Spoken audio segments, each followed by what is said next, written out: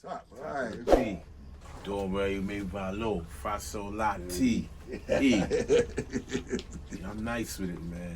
Nice Some with don't want it. Spill They a don't bar, want spill a it. bar, Spill a bar. spill a bar before we even start this shit. This spill a bar. Man, I'll go. When I met her at a party, she was smoking a spliff.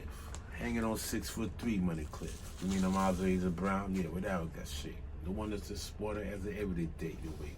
And what this do, the crowd sweet abuse me a kiss, not entice, refuse to the beauty, was naughty tootie. She noticed some time for him to come to make it and duck it. Alright, man. Remember them, that movie and shit? You said I'm 50-year-old and shit, was rapping and shit. We was dating Gabrielle and shit. Shit, man, I had Gabrielle looking at me like, oh, you down. Yeah, you fucker, yo.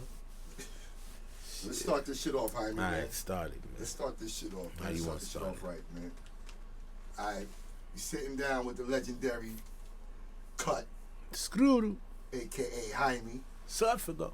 aka Mr. 90z, Cheese. aka the history book. Yeah, my book. You know what I mean? If you read it. We up in the 90 right now, an exclusive spot, doing an exclusive interview with Jaime, aka Cut.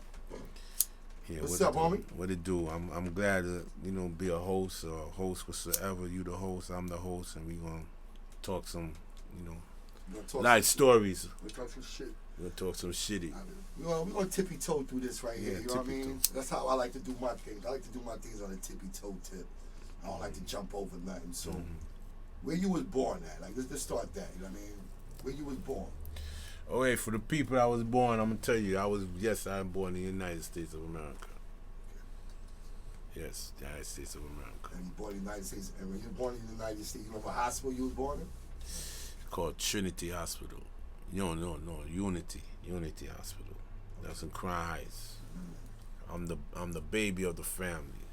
3 sisters, 1 brother. I mean, not brother. I'm the brother, but 3 sisters. Also, the only American born in the family. Okay. So where your family is from? I mean, you was born in America, and you the last sibling. Where your family come from? What's your background? Yo, my father was Cuban, raised in Jamaica, Clarendon. Him and they say Donald Corey, they pops was best friends growing up. Donald Corey pops was police, but they grew up in the same parish in Clarendon and shit. But my father's from Cuba. My mom's is from St. Thomas, Trinityville, Baptist, country yard. Our upbringing is more like, we growing up and shit. Moms and pops do basement parties for survival. Okay. So, me growing up, when I was born, the first American born, they called me Freshwater. That was a nickname, like Freshwater. You like a fish out of seawater. He's a fish, but not for say pause. You know how that shit go to today's word. Today's word is pause. Yeah, but you're freshwater, so that's what they called you. Yeah, at first, when I first born, look at you with that freshwater. Why they call you Freshwater if you was born in America? No, that's why, cause I wasn't born overseas. Okay.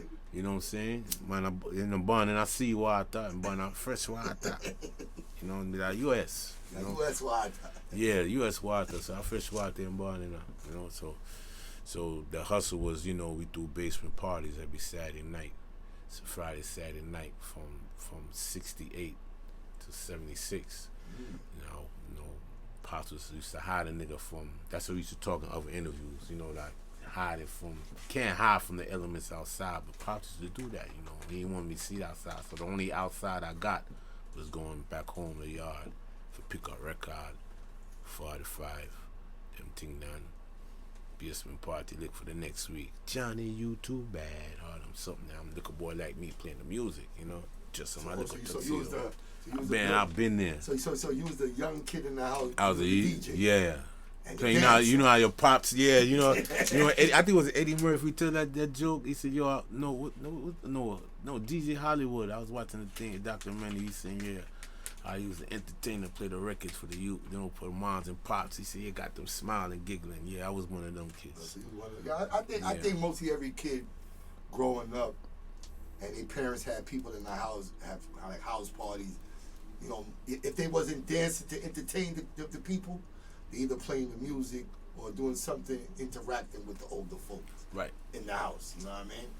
I remember those days. So, that being said, I wasn't coming outside, but I lived across the street from the park. So what park is that before we go any further? 252 Summers. Okay. 385 East 95th. So I used to look outside the front door, upstairs window, see everybody playing in the park. Those days, the people that was playing in the park, and those are the 70s, I'm talking about niggas you know now, like household words like Speedy, Scooter, Danny Foots, Solomon, Ince, all of us when we was kids, you know, we playing punch ball shit, baseball shit, we doing all types of shit. Man, I call names for days, you know, English, you know, Wayne Brown, Blue Brown, you know, Reds, Ivan, I call names, Green, the McCallum brothers, you know, Christmas, you know, they brother Christmas was the selector for Thorwell Hi-Fi. You know, when they had Christmas, Brown Man, and Thorwell himself, you know, biggest bullet dread, all them on there. So, you know, when certain kids, after a while, was getting kind of like older, you know, they want to make that change. You know, you seen kids little by little disappearing from the park. They going to run from Summers. They hanging on Clarkson now. The big arm on them, cause things are gone. You know. So I was that kid that pops tried to keep me away from the bully. As soon as I start sneak out a little bit down, broke out a little bit out of the hood, out the street, not the hood, out the crib. You know, people on the street like, man, who's this little nigga? He coming outside like he part of this shit. So you know you get tested. So. That's how the legends start coming about. You know, you gotta fight for your rights in any hood.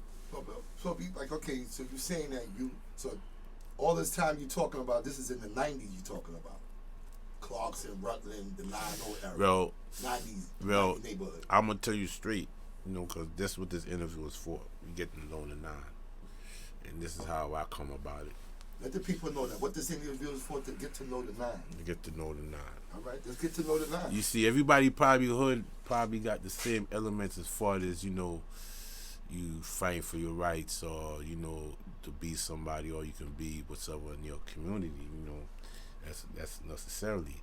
And in this neighborhood, how I came about it, as far as when I started breaking out the household, is that they had sections in the 90s.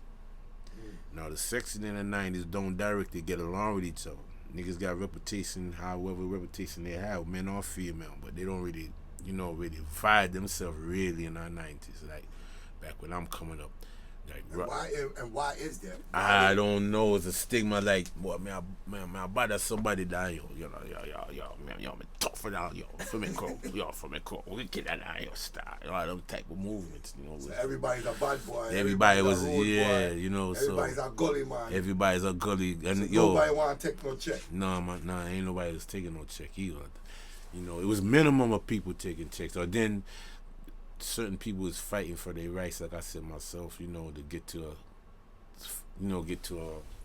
certain level of life, how you want to live your life in the community. So Rutland never really got along with Clarkson. Windchop was susser, you know, man depend Windchop, but yeah, with man depend Windchop, you have your true choice of where for hang out. Yeah, you gonna go down the block, hang out with Clarkson, or y'all Windchop, man, y'all go hang out with Rutland, man. So hold on, I never knew that. Even though I'm from the other side of Flatbush. I never knew. I mean, every neighborhood basically the same shit. Right. But you know what I mean? But I just never knew. And you just said something. You said Clarkson mine, Winthrop mine, Rutland mine. And can you let the people describe to the people that live in Japan, across the world, that don't live in Brooklyn, how far are these blocks away from each other? Well, the radius of the blocks is like around 300, 400 feet. 400 feet. Each block, you know, from Windchop to Wilmore, Windchop to Clarkson, back and forth, you know, vice versa. Block by block, if you know the Flatbush radius of the blocks. So you're telling the world, basically, 400 feet, every 400 feet is potential war going on. An entity. I want to say war, it was an entity. Okay, nice word to use. It was an entity. Everybody had something to say.